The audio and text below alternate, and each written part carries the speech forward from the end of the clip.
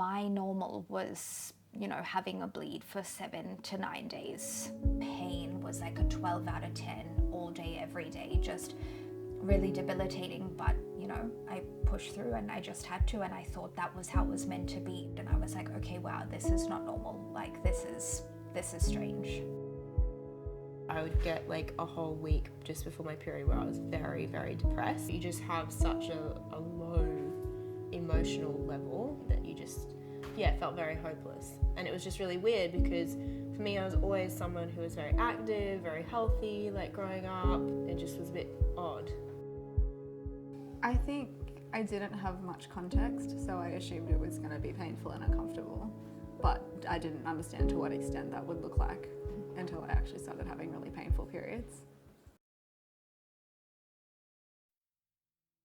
What I thought was normal was that if you were in quite a lot of pain, that you just kind of deal with it and you take pain medication and, It wasn't until I was probably like 19 or 20 that I was like, something is very wrong. Because they had to keep increasing the pill because it kept getting progressively worse and worse and worse. So they kept giving me pain meds, or I was getting hospitalised, and they were giving me endo and then putting me on higher versions of the pill. And then I reacted because I also get migraines, so I never should have been taking the pill. I essentially had a mini stroke. Yeah. And then it wasn't until that point then, like, we can't keep masking it. We'll have to explore other options. I did so much Googling, reading, just typing in my symptoms, why are my periods so long and heavy, and then just ended up down rabbit holes of what it could be. And then I remember seeing something mention endometriosis, and I was like, what the heck is this? Like, I've never heard of that word before. I think I had an internal ultrasound, an external ultrasound, and I think I also had a CT scan. After kind of exploring options. One of the suggestions ended up being surgery, which I didn't go for straight away. She could tell by the symptoms I was describing and a couple of different things as well. She's like, yeah, I think you do have endo, but we're going to concentrate on the cyst first. And they're like, okay, we need to focus on this and get this out because we don't know if it's benign, we don't know what's causing it, we don't know why it's growing so fast. How long did that take? From thinking something was wrong to diagnosis, I'd say about 7 years. So from 14 to 20, so it took almost 10 years. I know now they've got ultrasounds and things like that, but only a few years ago, they could not diagnose you unless you had surgery. And at that point, I was like, well, I need surgery. Like, I was having extended time off work. It was impacting my whole life. There was no way to manage it, so. It was a lot of ups and downs, especially after the surgery. When I was told that I definitely had it, that was a very validating experience.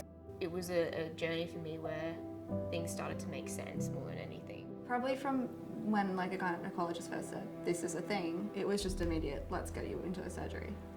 And then that like 6 months leading up to my surgery was terrible. Like, I was not okay physically and emotionally. And there was the fear, like, I could get the surgery and not even have endo. Like, what if they don't find anything? Or what if they find endo? There's no way to really treat it. There's no long-term sustainable way to treat it that doesn't have risk. The scary part was having surgery and it coming back clear. You don't want to be diagnosed with something, but it's like, this is not in my head. Like, it was a relieving feeling to get a diagnosis. And not a lot of people can understand that. Yeah. Normally that's like a negative thing. I think probably for the few years leading up to my surgery, I was getting very frustrated. Like, it was becoming incredibly overwhelming, feeling like there's something really wrong with me. All this is normal and I can't handle it. Like, why can't I just handle the pain the way everyone else seems to be able to? Like, having that battle. There was no such thing as the light part of my period and the heavy part of my period. Like, from day one till the end was always heavy. It's not something that was spoken about. I didn't have anything else to relate to until we started high school. And then you start talking to people a bit more. It starts becoming a bit more conversational. And that's when I realized maybe what I was going through was not normal. If I had a painful period and it was regular, I thought that was just how it was. Even the GPs I went to at some points when it got particularly bad thought the same thing. If it wasn't for the people around me who happened to have endo as well, I wouldn't have known any better. Started to do my own research, looked into endo specialists, and that's where I found the current gynae I see. Since then, my management through him has been amazing. I currently have 2 Marinas in, and I take the pill, so it's taken a lot to manage my symptoms. It's changed a lot. I had like a very serious reaction to the pill after being on it for like 12 years. Any like variation of the contraceptive pill I can't take now. which is essentially one of the only ways to manage it. None of the standard ways of treating it are safe for me. You know, it's a condition that hasn't been taken seriously by health practitioners for a long time. And so, yeah, there's a lack of research and understanding with it. I tried to manage it naturally through things like supplementation and some of the new medication that the specialist prescribed to me, like Ponstan, tranexamic acid. And it helped a bit, but it wasn't enough. Yeah. What are the benefits of endo? So remember, yeah, I know. Remember the Oh, endo ball? Me, Yeah. I'm sorry. Endo's your superpower. Get it, like, so, oh. On a personal level, it means I've been able to get through some more Netflix series. Silence.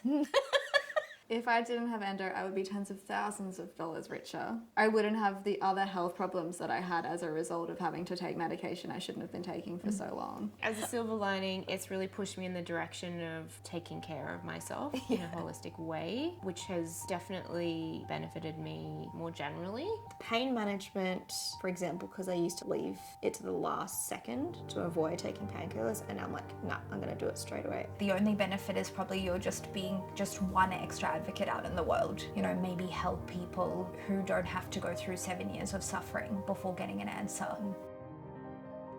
For myself, I hope that I have picked up on my symptoms and my diagnosis early enough that I've preserved my fertility. But for endo, I just want there to be awareness around it. It's serious, and if it takes surgery to get diagnosed, we need to have specialists doing that, cutting into us. I think I hope that it just keeps getting the funding and the awareness. So there needs to be holistic public health funding and policy. I would hope that more women would feel comfortable to talk about it rather than being scared.